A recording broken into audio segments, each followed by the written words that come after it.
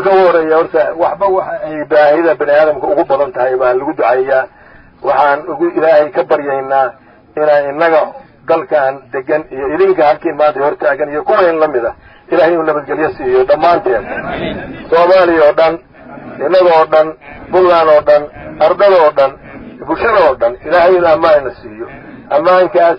ayaa asaas u ah meeshii ammaan wax ka dhismaan meeshii ammaan geed ka kora meeshii ammaan barwaaqo ka dhacda ilaahay ammaan hayna siiyo ilaahay waxaan ka rajaynayaa misna dulabaaran iska deganahay roobku iska yaryihiin ilaahay raxmad inoo keeno ilaahay raxmad inoo keeno waxa ku xiga dadkeena ilaahay amiday ilaahay dadkeena hamidayo tashwiishlaha iyo qaadcunaha iyo midka bushashka fadhiya oo waxba tanayn oo waxba laftiisa ku kordhinayn iyo caruurtiisana ilaahay asu hanuuniy oo hartuso wadada saxa oo iskuul galabtii waa jiray ha dhigteen oo maskaxda ha u furan oo xirfada ha barteen oo burcadbadeeda iyo al-shabaabka iyo waxaasna ilaahay uga miciino